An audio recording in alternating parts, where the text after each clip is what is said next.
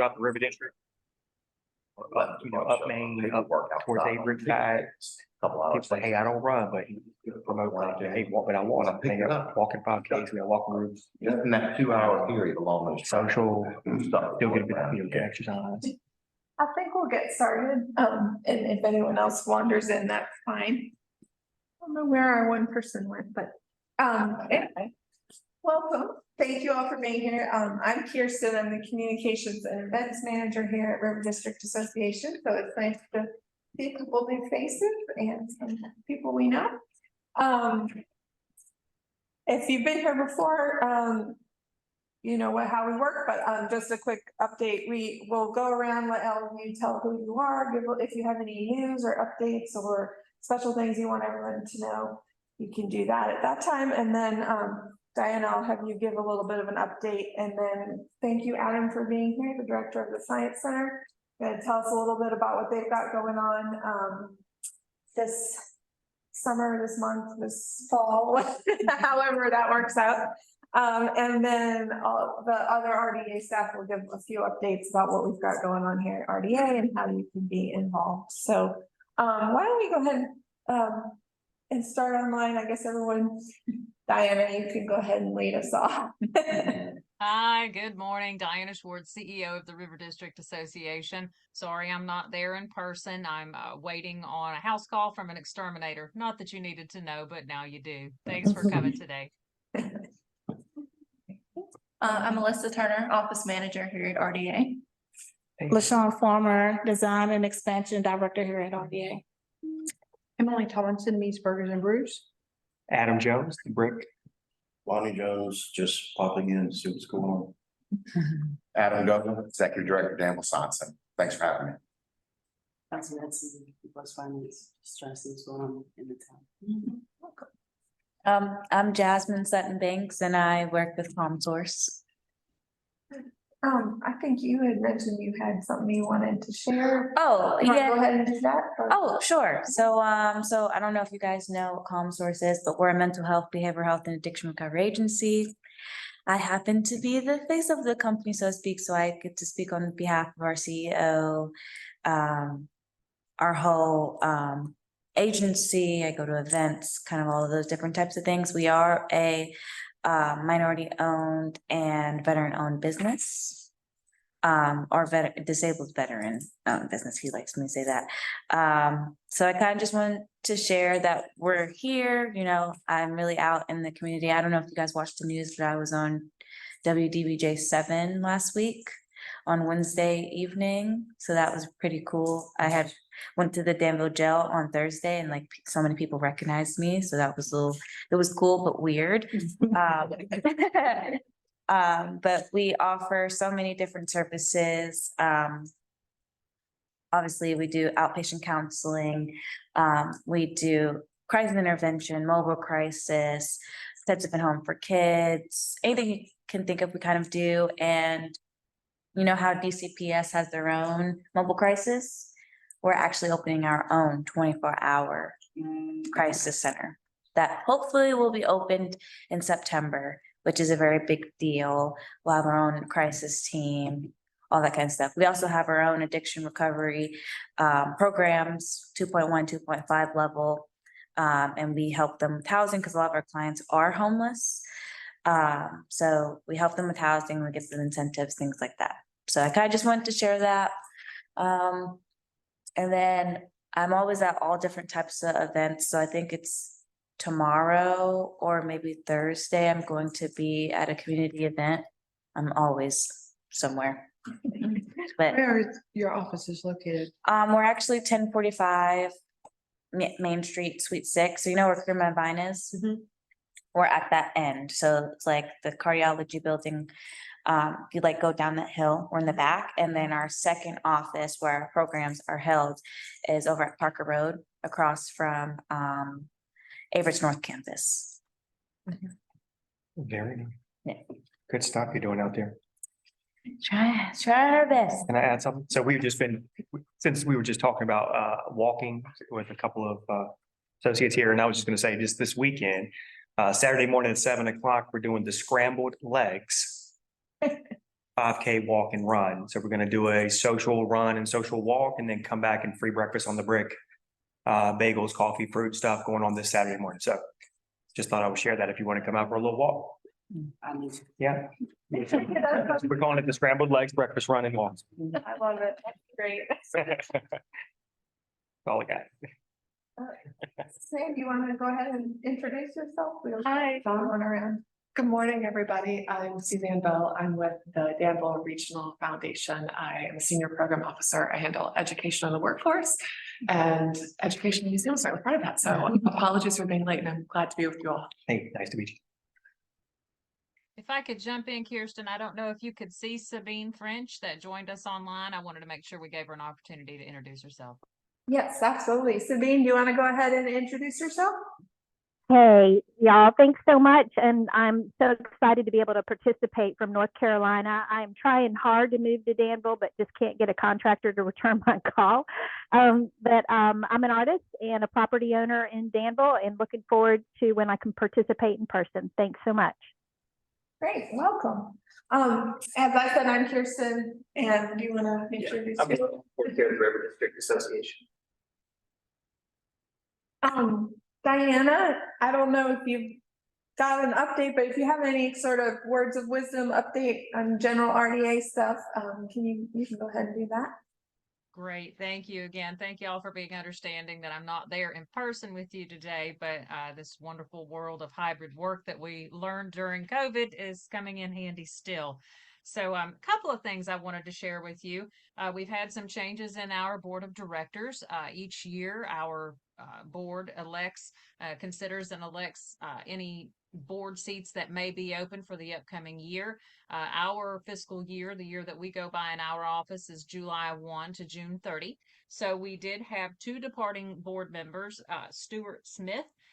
He has served in several roles, including treasurer with RDA, and he has relocated to North Carolina. He does still have his business here, but he has a lot going on, so it was a little bit much. But we really appreciate Stuart's time with us. He was invaluable and really look forward to continuing to see him work with us in other ways.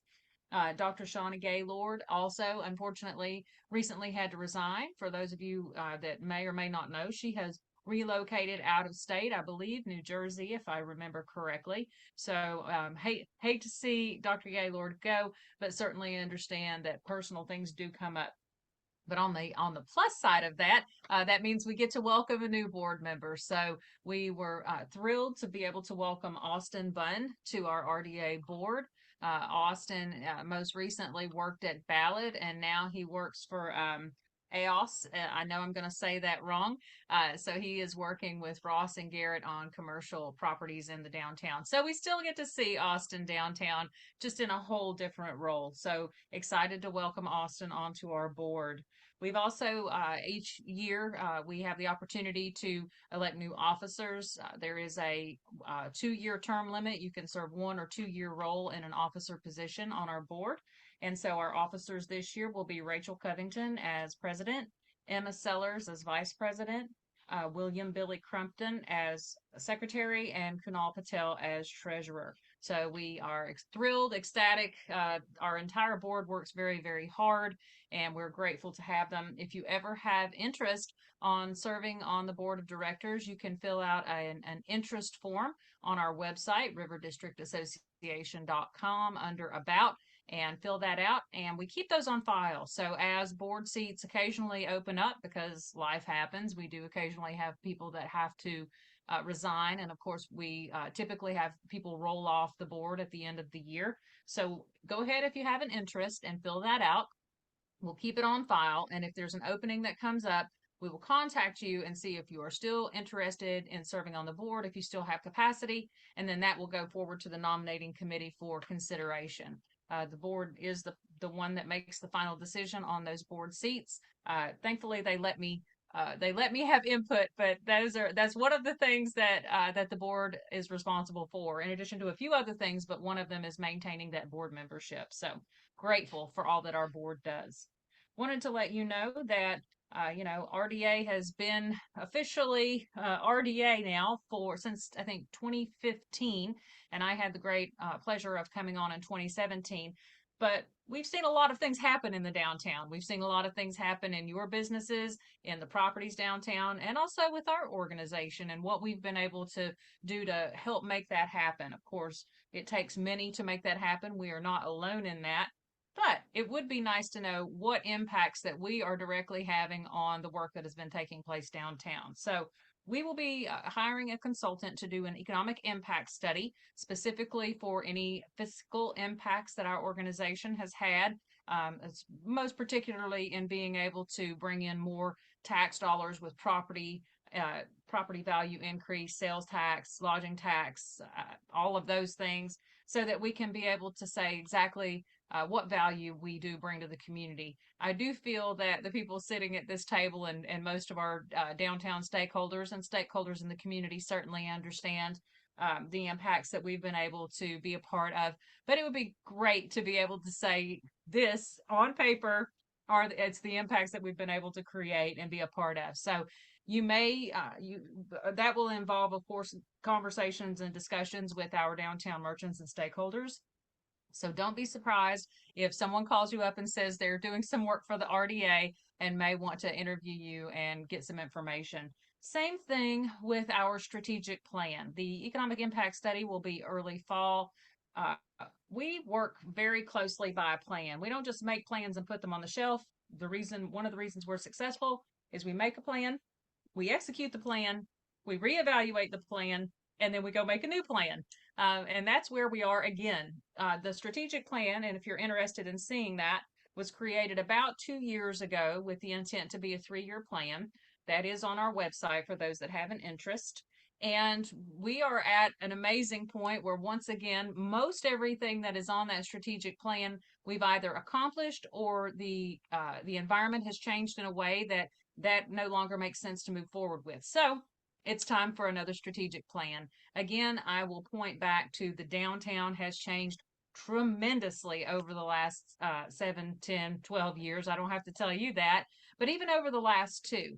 And so as we look at the downtown now compared to what it was 2 or 3 years ago, the needs of what you need, the stakeholders, the business owners, the community overall has also changed. And so our organization's job is not to find ways to stay busy. Our organization's job is to assess what is the current need of the downtown as it serves the community and the people that are in it, and flex our organization to match that. So again, we will be doing stakeholder interviews. There will be lots of questions coming your way, especially at the beginning of the year, as we begin to understand more about what does that look like. In some cases, it may mean sunsetting programs because they have worked through and did what they were intended to do. But that will open up space to involve people in new ways in our downtown and finding ways to make sure that our downtown is a place where everyone feels welcome, no matter what their socioeconomic status, no matter where they're from. We want everyone to feel like they can come down to the downtown and connect with other people in the community in new ways. So more on that will be coming. Again, I do want to say thank you all. There's been a lot of events downtown in July, and the place has been popping. Every time I come downtown, it's hard to find a place to park, or I'm stuck in traffic. You know what I mean there. Might take twice to get through the light. I'm real happy about that personally. I think that's a great thing. And so thank you all for attending all of the great events that are happening downtown. It's so nice to see the streets busy and the events full and the merchants cash registers ringing. And it wouldn't be me if I didn't remind everybody to shop local. Just because things are going well, we can't take for granted that they will always be that way. So as things get back to normal, whatever that new normal is, and we go back out to shopping and dining and dancing the way that we enjoy doing, please do not forget we still have to shop local, and we still have to make sure and support our local businesses, or else we won't have them. So that's all I have today. Happy to take questions, but otherwise I will sit back and listen to this great team take over from here. Anyone have any questions for Diana? All right, thank you, Diana. Thank you. All right, I will go right to our special guest, Adam, the director of the Danville Science Center. Just here to tell us a little bit about stuff they've got going on, ways to partner. Yeah. Away. Great. Yeah. Again, guys, my name is Adam. I'm the executive director at the Danville Science Center. I did bring some literature along. I know most of you guys, so be very informal and kind of a conversation if you don't mind. I want to start by talking a little bit about, this past fiscal year has been our best fiscal year. As far as engagement, as far as the quality of programs, what we're able to provide the community and give back to the community. Just in fiscal year 23, we had over 55,734 to be exact people come through our doors. Wow. Best year ever, and that surpassed fiscal year 19 by about 3,300, which was about 52,288, which was our previous best fiscal year. So by all accounts, we've just had a wonderful fiscal year. I think many of you are familiar with what we do. If not, I've got plenty of literature, and by the end of this presentation, hopefully you have a better understanding of the role that we play within the community and in the River District as well. But I would be remiss if I didn't bring it back to the roots where we started. Diane was talking about in the last 7 to 10 to 12 years, all the growth and the expansion and everything going on in the River District. A lot of your organizations have been a part of that. Think back 30 years ago. Where were you in 1993? I was in junior high school. Yeah, they had junior high schools back then. But in 1993, the executive director of the Science Museum of Virginia, which is the main institution in Richmond, Virginia on Broad Street, they had recently had a lot of success in renovating and expanding into an old train station, Broad Street Station, right there along Broad Street. He just so happened to marry a woman by the name of Joan Vincent. The Vincent family was from Danville. And ironically enough, and this is true, during a conversation at a dinner table, Joan's mother suggested to Walter, the then director of the Science Museum of Virginia, that, hey, you guys should think about putting a science center in Danville. They have an old train station. It would be a great fit. Now, remember, this is 30 years ago, 3 decades ago. Does anybody know how much renovation and growth was happening in the River District or in the historic tobacco district back then? I can answer that. None. None. And just to back up a little bit, I've been at the Science Center since 2001 in a lot of various capacities. I started there part-time, worked my way through the ranks, and then I became the executive director in 2014, for a position I still hold today. So those conversations were going on back in 1993. The next day, a gentleman who was the director of community development at the time, Gerald Fisher, had a conversation in the meeting and actually met Walter Witchy down at the dilapidated train station, which I have pictures. It was boarded up. Story, rumors have it, there was actually homeless people living in the basement there. One wall had been burnt down where they tried to start a fire to stay warm. So let's just say it was in a great need of repair back then. Beautiful building. I would argue one of the most iconic and most photographed buildings in the city of Danville, the whole Danville Pasture train station. Well, the idea came up that this could be a fit. This could work, right? Well, what was the one piece that was missing? Money, funding. So back in 1994, the Danville Science Center Foundation became incorporated, got its 501c3 status, and a group of community leaders and volunteers. I can name a few to be specific: Lamar Owen, Virginia Hall, and Eileen Stendig. If any of you guys recognize those names from being in Danville, were tasked with raising private funds. Their goal was $1 million. And within 3 months, they had the cash in hand and the pledges to $1 million back in 1995. So that tells you how the community rallied around, saw the value add that organizations such as the Danville Science Center can bring to the community, how quickly people jumped on board and supported it. Around that same time, there was a delegate, local delegate named Whit Clement. He actually went after an ICE-T grant, which stands for Interstate Transportation and Enhancement Act grant. That money, coupled with the $1 million of private money that was raised, was how the Science Center was formed. Remember these dates, because I've got some freebies and giveaways, so take notes. Back in 1995, December of 1995, the Science Center opened its doors to the public for the first time ever. And like I said, there was no other development going on in that area at this time. So really, the Science Museum of Virginia stuck their neck out, saw the value add, saw the beauty in the area, saw what this organization could do to the community, especially an area that was in need of some repair, right? After the Science Center opened, the city, under the leadership of Gerald Fisher, started to develop what we now know as the crossing at the dam. The Pepsi building got renovated and restored. The community market got renovated and restored. The Carrington Pavilion wasn't even around at the time. The Carrington Pavilion didn't come around until about 2002, 2003. But all that area there really started to kind of, people saw the value, saw the need, and that's where that development really started. And I can't help but say that that development was what stood as a testament as to what could be done. And I really feel like that's where the River District Association started kind of seeing all that coupled with all the historic buildings and plethora of real estate that was available. So that's kind of where we got started back in 1995. 1999 was our first major development post reopening, or post grand opening, and that was our butterfly station. It was opened in April of 1999. It was the third one on the East Coast at the time, a seasonal butterfly station that not only hosts native species, but also exotic species. So you can go there and see butterflies that you won't see anywhere else in the state, in the region, in some parts of the country as well. So about that same time, our foundation was working on raising some funds.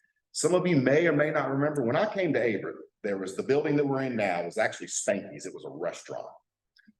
And it didn't last very long because there wasn't a lot of development, a lot of growth going on in the area, right?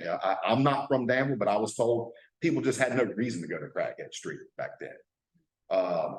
They were able to raise the funds to purchase that building, which is the Southern Railway Administrative Building. That's the main building on the corner as soon as you enter into the crossing.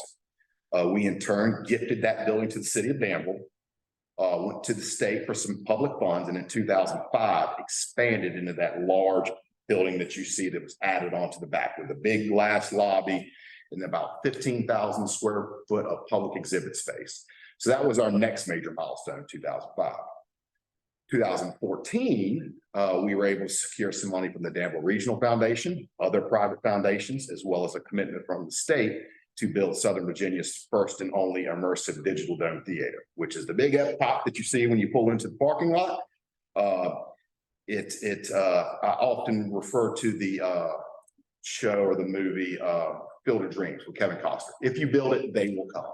In 2014, we doubled our attendance with the opening of the Digital Dome Theater. Based on that success, the board of directors, we talked about strategic plans. I'm a firm believer in strategic plans. I'm a firm believer in planning the work and working the plan. It works. That set us up for a large capital project campaign called the Reimagine campaign. The Reimagine campaign, we have these beautiful buildings and we've got all this good public space. We just didn't have good equipment. We didn't have good exhibits. We didn't have state-of-the-art, kind of open-ended sandbox exhibits that really get people connected to science. So in 2016, the board of directors, along with the staff, launched our 5-year strategic plan. That strategic plan culminated in about a $9.5 million capital campaign that was raised between 2017 and 2018, which basically allowed us to flip the entire facility. When I say flip, all the old exhibits out, all brand new state-of-the-art custom built exhibits in. That happened in 2019. It opened with Crescent Crossing. During the strategic plan, one of the needs that was identified was the need for a very youth-oriented early learners, age and developmentally appropriate early learner space. Hence where Crescent Crossing came from. Crescent because it's on the Crescent line, Crossing because it was at the crossing at the dam. When we opened up that in May of 2019, our membership rose 27% in 3 months. And then unfortunately, we all know what happened in 2020. We won't even talk about 2020, but for about 7 years, but for about 7 months, we were shut. Government mandate closed to the public. That, however, as luck has it, coincided when we were going to close to the public anyway to do all the renovations and the expansions of the new building itself. So in November of 2020, we had a soft reopening. Obviously, it was still in the middle of COVID. We couldn't do anything big. We couldn't have a big splash and impact as far as a grand opening, but we reopened with our 2 key signature exhibits, the Water Gallery and the Go Gallery, and also the Creativity Lab, the JT Mini Mall Charitable Trust Creativity Lab. If you haven't seen it, it's a really, really cool space. It's small, but it packs a big punch. It has CNC cutters, laser cutters, CNC routers. We actually have a 3D digital scanner where we can scan guests use our 3D printers to print off bobbleheads of themselves that they can take home and leave at the same time. So very impactful space. We do weekly challenges in there. So 52 different challenges over the fiscal year of 23. We engaged over 2,600 guests in meaningful kind of deeper dive experiences, unlike what you may find in the traditional museum exhibit gallery, so on and so forth. So that's kind of where we are now, right? We had a great fiscal year. So that kind of tells you the progression, right? And like I said, 3 decades ago, when I started there in 2001, I hate to admit it, you shut the door, you triple check the door to make sure it was locked. You went straight to your car and you got out of Dodge, right? Wasn't much going on down there at that time. Now I'm happy to report with everything that's going on, a lot of the organizations that have contributed, the River District Association. I actually have people playing Frisbee in my parking lot, 6, 7 o'clock at night. It's great. I love seeing all the people there, all the activity, but I can honestly say, being there since 2001, I have seen an about shift in everything that's going on in that area.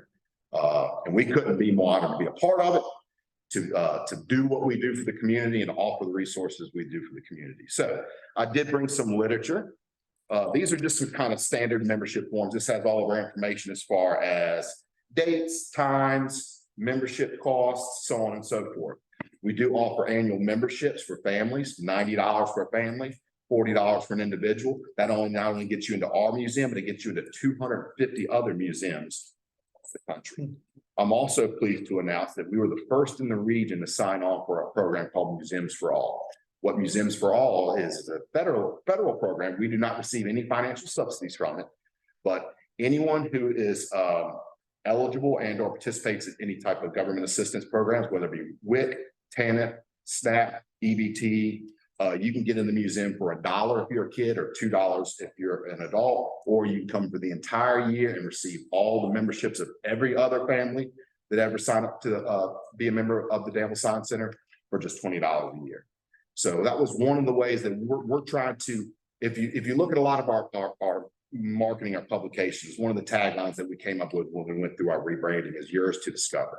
We're here for everyone, right? I don't want socioeconomic or any type of financial means to be a limiting barrier or an impact to people coming to see what we do.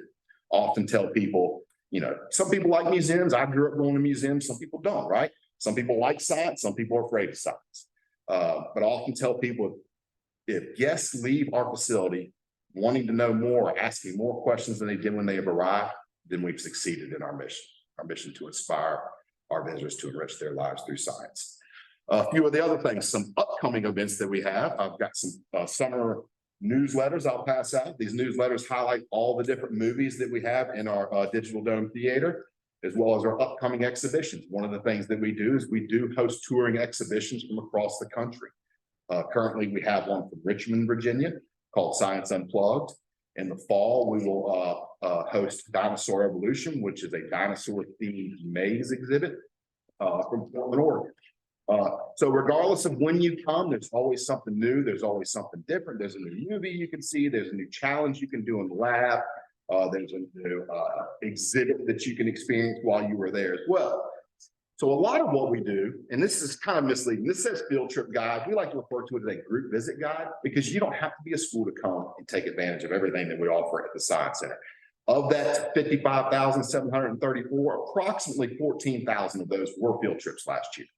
However, we've done group visits for groups of senior citizens, daycares, camps, summer camps. If you've got a group of 10 or more, sign up, you get a discounted rate, you get a guided tour and a hands-on activity and a movie of your choice. So this just kind of outlines a little bit about those different activities and program offerings that we have.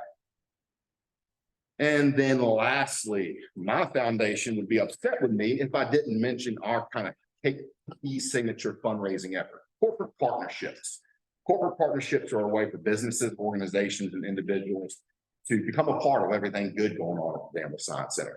There's different levels in here. Of those levels, you get membership benefits back. You get transferable membership cards. So for example, if I owned a business and had 5 employees, which potentially may have 5 families, those membership cards can be transferred. So if Becky, the office manager, wants to go take her family to the Science Center this week, she takes the card, she checks into the Science Center free of charge and gets all the memberships of all the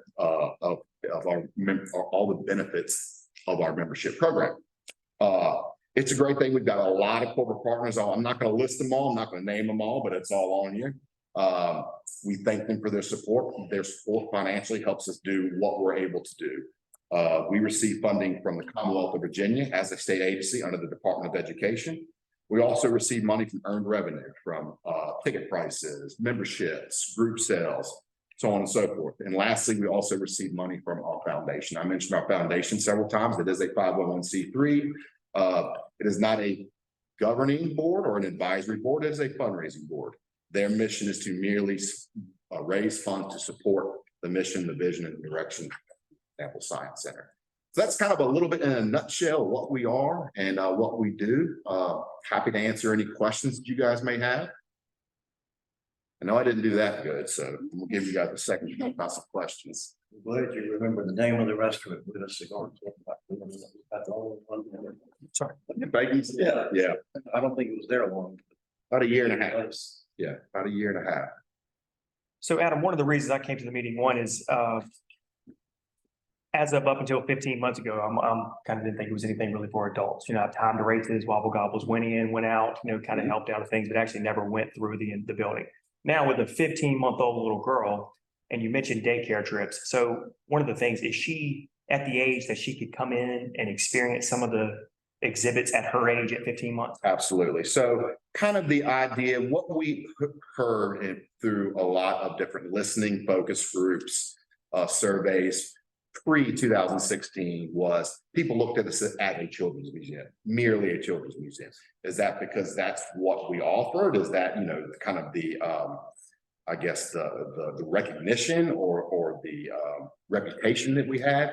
So when we went through this process, we wanted to become more multi-generational. So I think if you've been through recently, you'll notice there's not just stuff for the younger kids. We often say we've got stuff for ages 0 to 99, right? We've got that young learners area, Crescent Crossing. We actually have an infant zone, which is kind of cordoned off, if you will, with touch and feel, cause and effect. There's a crawling train, there's tummy pads. So yeah, I would argue there is something for a 15-month-old, all the way up to, you know, like I said, we show movies in our theater. Dinosaurs of Antarctica is a good older generational audience movie. It's a documentary style. So yeah, we tried. Now, as you all well know, you can't be everything to everyone. Oh, sure. But you can be strategic in what you offer and how you offer. So, Well, I mean, you know, once again, not talking just personal experience, you know, she's walking, she's touching, she's doing, and I thought, man, you know, and then I noticed, and I went to the website and noticed there was a Sesame Street type of. One World, One Sky. Yep, and I saw it. I was looking for when that would be planned, because she's, you know, right now she's a big Elmo and Big Bird and Right. the whole nine, right? So I was like, man, that would be really cool to take her. We try to schedule our movies. We're not a movie theater, right? So we can't get blockbuster movies every other week. It doesn't work like that. About every 3 months, we'll switch the schedule around. We're getting ready to roll one on called Into America's Wild, which is a sequel to one of our most popular movies we've ever had called National Parks Adventure. We're also getting one called A Bug's Life, a Backyard Adventure. So it's kind of like Bug's Life, but it's geared towards younger kids. So that's one of the ways, you know, that we strategically try to have a little something for everyone while we're there. But One World, One Sky has been very, very popular. Everybody loves Big Bird now. I'll give a plug. My son, he's been going since he was 1.5, 2. He loves going. Well, we have Something new, yeah.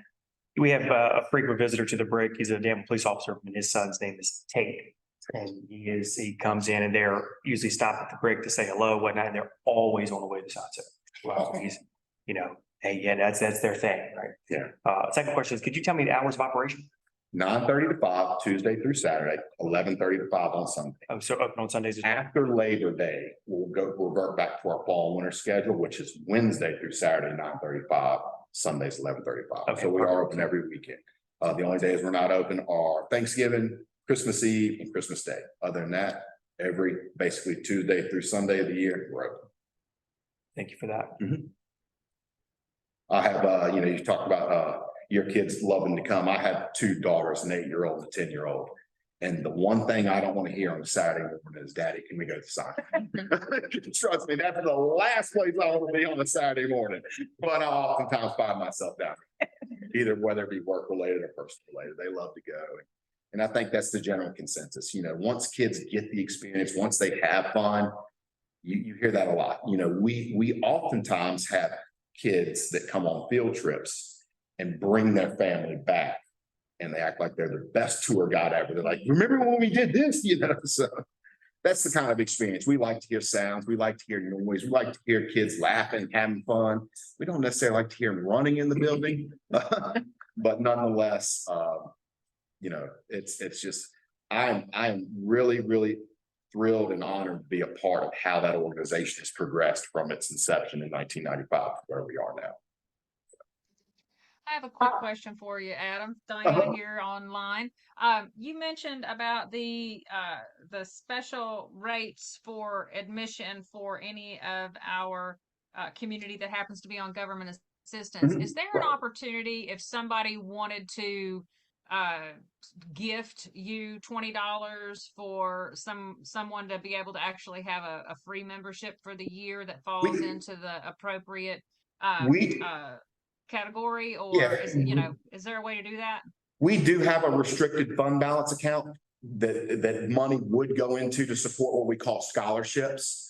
I'm glad you mentioned that because I did not mention recently, we actually received a grant from the Walmart Foundation to be able to buy 50 Museum for All memberships and distribute them to a lot of our community organizations in which we have worked so closely with. Those three organizations were Big Brothers Big Sisters, Boys and Girls Club of the Danville, Pennsylvania County, and Danville's church-based and community tutorial program. Those are three kind of community partners that we've always partnered with. We offer free OST, out of school time experiences, thanks to the Philip Niles Daily Trust. They give us money every year to be able to create those programs, develop them, facilitate them, buy the consumables, and deliver them to the sites. So that's 50 families, thanks to the Walmart Foundation, that may or may not have had access to the Science Center that now do it. And I'd be happy to report of those 50 gift memberships that we distributed to those local organizations, 41 of them have been redeemed already. And we just did that back in, I think it was April of this year. So far that program's been very, very successful. Also, Sorry, didn't mean to interrupt you. Thank you for the amazing job that you and your organization do. I just want to say, but before everybody else jumps in with more questions, that we're grateful for everything that you do. It's a huge draw for families, and like you said, sometimes it's the first time they've even been in the district. So it's a huge asset for us to have in our community, in our region. So I just wanted to thank you for that. Thank you. I was also going to mention, Diana, if you come across anyone who wants to go, the library has a membership you can check out. So that's one of the partnerships with the city that we have, is that they actually have a free museum pass. So you can go, if you just want to come check out the Science Center for a day, see what it's like, see if it's something that you might be interested in being a part of or supporting, you can check that out at the library. You obviously do have to be a member of the library to check out that pass, and it affords you and 3 other members of your household free exhibit admission for the day. And I want to give a shout out to the staff. I've worked with the staff when I was working at Boys and Girls Club, and Brian and Bill, they are amazing. So the Science Museum as a whole is amazing, but also to have just dedicated, knowledgeable staff also take it to the next level. I mean, it's no question that they have never not answered for me. So just to have innovative and creative and knowledgeable staff is also a plus with Danville Science Center. Thank you. Very passionate, and I'm happy about that. I've got a great crew. I agree. I actually used to work at the Danville Science Center when I went to Avery. Yeah. So I enjoyed working for Adam. It was really fun. I got to learn a lot. It was a great experience. Yes. Adam, can I ask one more question? Absolutely. Fire away. Yeah, I'm just going off. So you mentioned the butterfly garden. Is that a year round, or is that only in, I think butterflies, I think spring, summer? I mean, is that something that's? It's seasonal. Okay. Looking forward, that we've got our eyes on maybe turning that into a permanent year-round facility. Because what happens every year, as soon as the butterfly station opens, we are jam-packed with field trips and school groups. From that around April 15th through the end of the month, we probably see 70% of those 12,000 plus kids I was talking about. And we've got some ideas how to spread that out throughout the year, because it is very, very taxing. You know, this year was the first year we actually had to push groups away. we did not have availability, whether it be because of staffing, whether it be because of our certificate of occupancy in our building won't allow so many people in our building. But yeah, unfortunately, this year was the first year we've had to push people away. It is open April through October. We typically get, if you haven't been, it is a USDA permitted facility. So there are certain guidelines and regulations. Staff have to be out there with members public because we do host exotic species. We have USDA approved vendors that we have to order these butterflies from. It's pretty cool. They come in these little waxing envelopes and are overnighted from either Texas or Florida. But we typically get our last shipment in September. So I would say usually by middle to end of September, it's kind of trickled out, phased out, but it is open season. So it's open to the elements, unfortunately, currently. And it's a big draw. It really is. I mean, no other place can you get that up close and personal with butterflies, learn about habitats, life cycles, camouflage, mimicry. You can see all the different phases. And I think it really affords a very nice experience for the people in the region. Yeah, that's so awesome. Good. For someone that didn't really grow, once again, adult, haven't had children, hadn't really felt like there was really a need to go to some of these, I didn't really go I went to a couple like field trips when I was young, but so I apologize for not being down there as much, being right here in the heart of the River District. But now that Vivian's of age, I look forward to taking her and having her go and experience and growing. So yeah, thank you for that.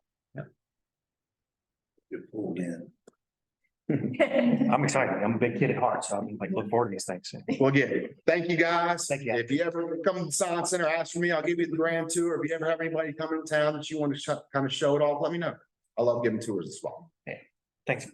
Very, very proud to be a part of it. Great presentation. Thank you so much. Thank you very much. I have, so I have you guys keep notes on the historical timelines. These are not of LL quality, but nonetheless, it's advice for any kids, neighbors, anybody you got getting ready to go back to school. Yes, sir, they do have our logo on it. So the first person to raise their hand and tell me the month and the year the Science Center opened. Is it December of 2019? Uh-uh. No, that's the wrong thing. Yeah, December 1995. 1995. The idea came up in 93 and we were incorporated in 1994, all right? Along the same vein timelines. Who can tell me when the butterfly station opened? 2005. It was shortly after we opened. April 1990. Yeah, I was born. Kind of caught And lastly, when did we open up the digital dome? 2005. 14. There you go. Oh, 3. Sorry. Maybe you playing 2005. The expansion happened. Since I worked there, I didn't want to answer the question because I would have got all 3 of them. Okay. Yeah, I would have to know the Lord here, sorry. You got it all there in the new employee orientation. So thank you very much. It's my turn. I'll be quick. So, a few things I have going up related to communications events. If you've seen the River District Spotlight videos, or if you haven't, go check them out.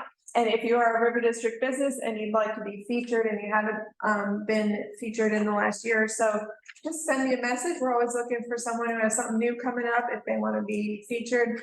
So you can get in touch with me, Kirsten@riverdistrictassociation.com. We will be scheduling for the September video in August. So if you have anything special in September, anniversary, whatever you've got going on in September, we'd be happy to highlight that.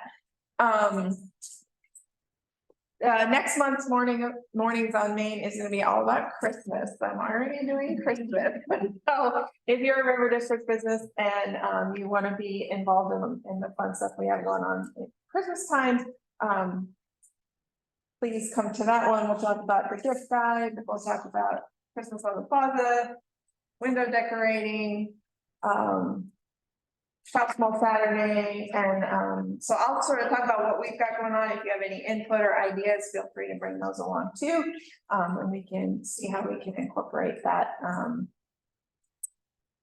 And And I think that's all I've got going on at the moment. I will mention, we had a couple people, so we'll be marketing the River District Dollars gift cards again this winter. We do not have the matching funds to do the buy one, get one like we did last year, but we are working on trying to market it to maybe some bigger employers in the area to give as Christmas gift, things like that. So hopefully that will still have a big impact.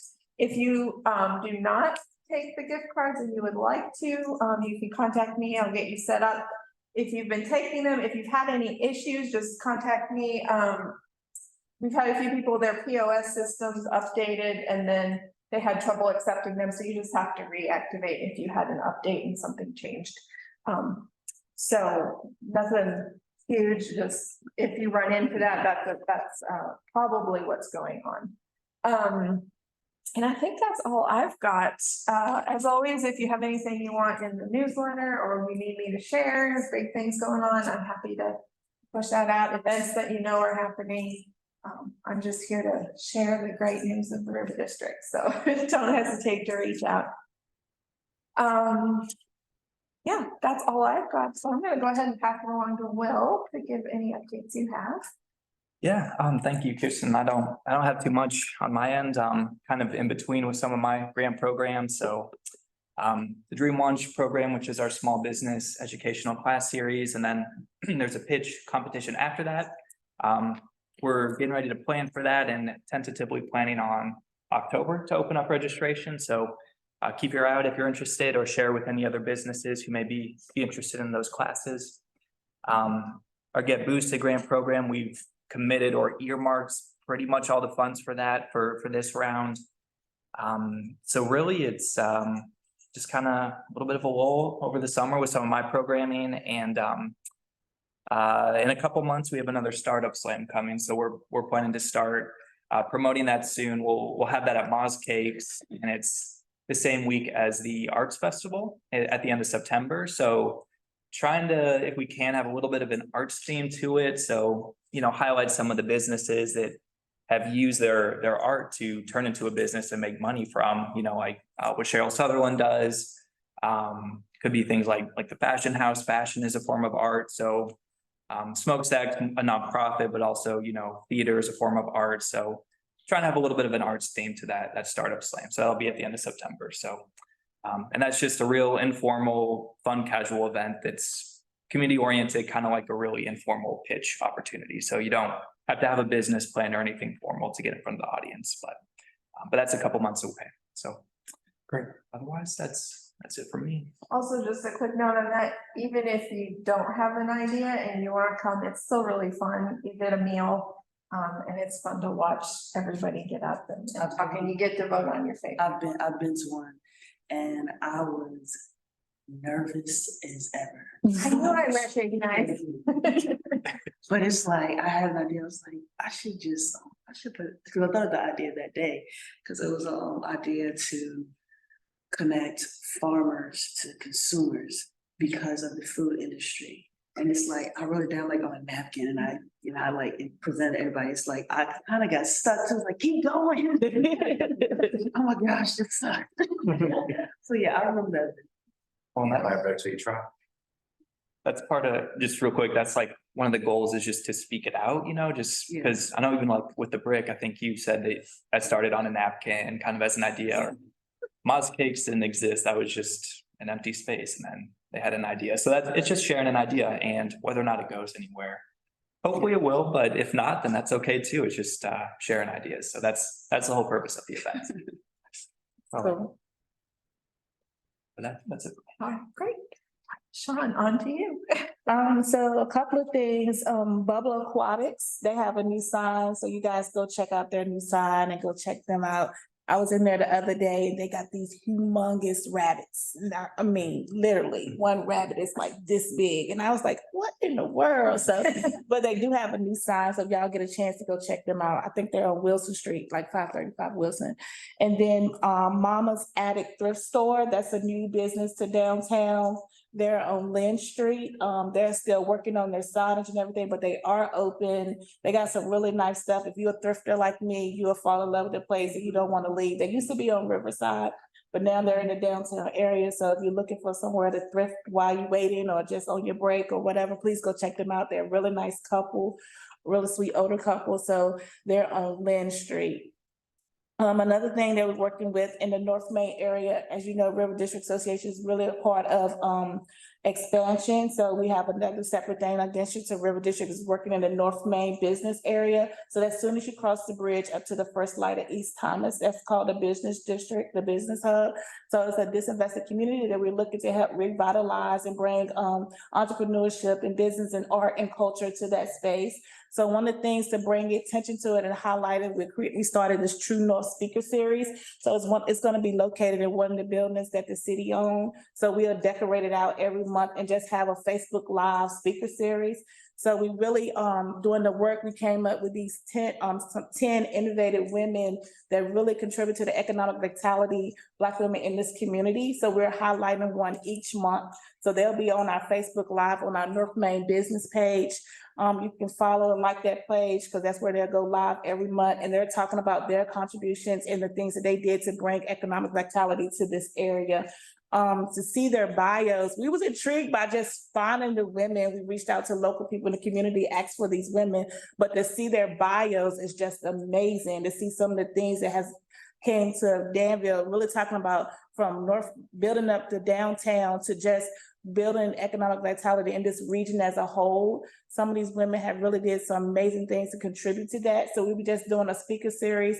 The best way I can describe it is like Super Soul Sunday, just sitting down talking with them to see the things that they've done and see how things are existing currently and their how they see us moving forward in the future and how they play to be a part of that or how they're passing the baton on to us to do that thing. So it's really going to be interesting to talk to these ladies and just get a sit down conversation about what has economics look like in this region over time. So that's one of the other things that we're really highlighting. Like I said, you can follow our North Main business page to get updates and dates and times of when we'll be speaking with them. Awesome. So that's all I have. Awesome, thank you. With that, I think that's everything we got, unless anyone has something else they want to bring up, mention news that you thought of while we were chatting.